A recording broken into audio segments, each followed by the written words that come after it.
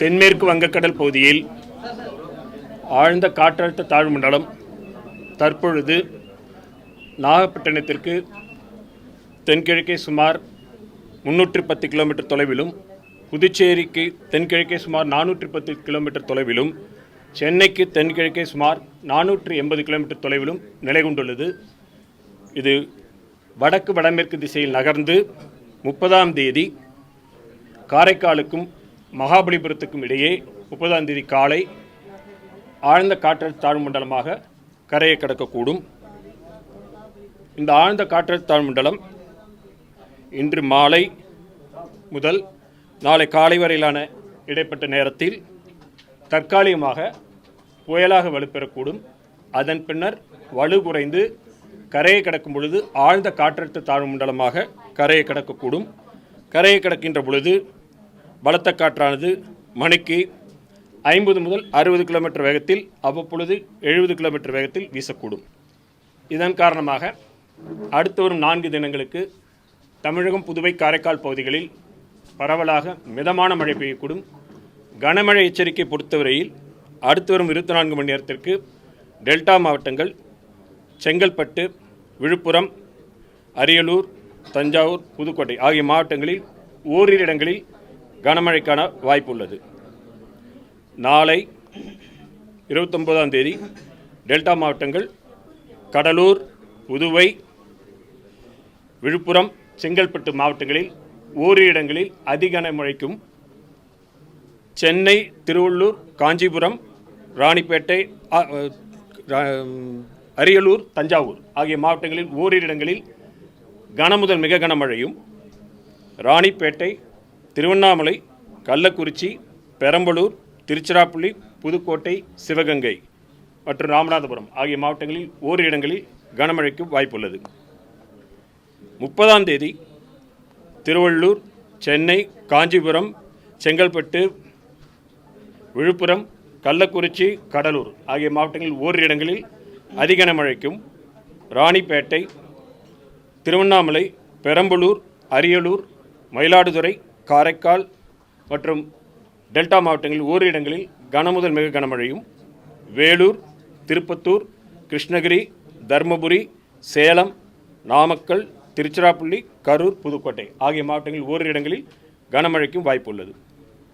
1ஆம் தேதி மேற்கு தொடர்ச்சி மலையொட்டியுள்ள நீலகிரி, கோவை, ஈரோடு, திருப்பூர், திண்டுக்கல் மாவட்டங்களில் ஓரிரு இடங்களில் கனமுதல் மிக கனமழையும், கிருஷ்ணகிரி, தருமபுரி, சேலம், நாமக்கல், கரூர், தேனி, மதுரை ஆகிய மாவட்டங்களில் ஓரிரு இடங்களில் கனமழைக்கும் வாய்ப்புள்ளது.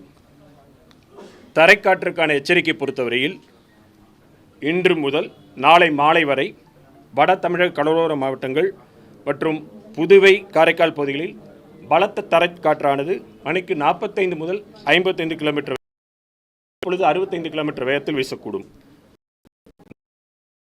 30ஆம் தேதி மாதம் வரை வட கடலோர தமிழக கடலோர மாவட்டங்கள் மற்றும் அதை ஒட்டியுள்ள பகுதிகள், புதுவை, காரைக்கால் பகுதிகளில் பலத்த தரைக்காற்றானது மணிக்கு 50 முதல் 60 கிலோமீட்டர் வேகத்திலும், அவ்வப்பொழுது 70 கிலோமீட்டர் வேகத்திலும் வீசக்கூடும்.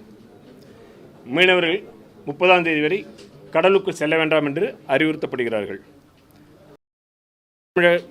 வடகிழக்கு பருவமழை பொறுத்தவரை புதுவை, காரைக்கால் பகுதிகளில் கடந்த அக்டோபர் 1 முதல் இன்று வரையான காலகட்டத்தில் பதிவான மழையின் அளவு 350 மில்லிமீட்டர். இந்த காலகட்டத்தின் இயல்பளவு 346 மில்லிமீட்டர். இது இயல்பை ஒட்டியுள்ள அளவாகும்.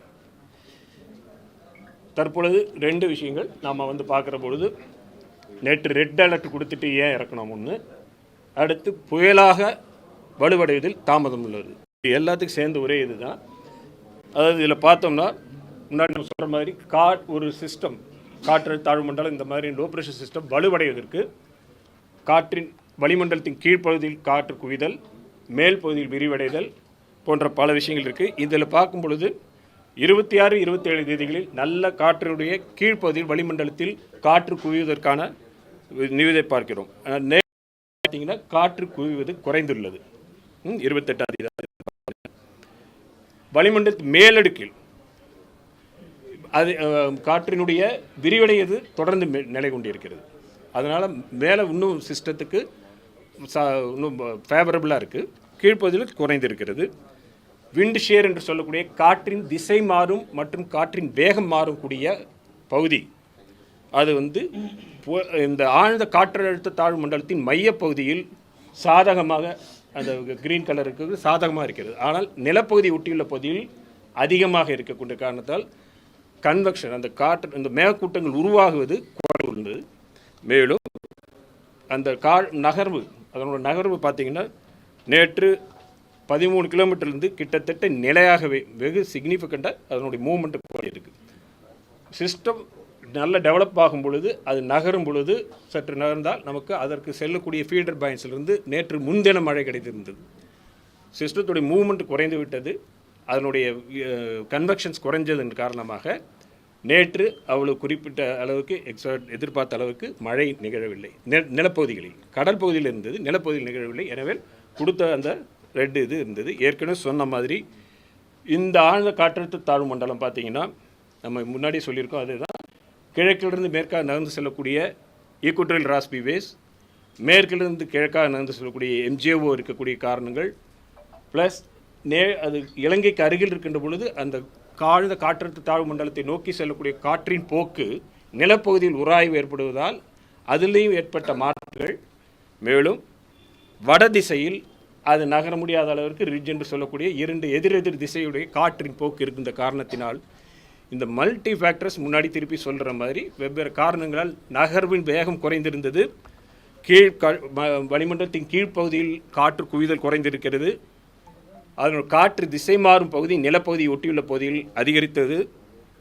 இதன் காற்று அதற்கு சிஸ்டத்துக்கு செல்லக்கூடிய காற்றின் போக்கில் அந்த ஸ்ரீலங்கா பகுதியில் ஏற்பட்ட மாறுதல் காரணமாக அதன் நகர்வில் ஏற்பட்ட குறைவு காரணமாகவும் மொத்தமாக பார்க்கும் பொழுது அது புயலாக வலுப்பெறுவதிலும் தாமதம் ஏற்பட்டது.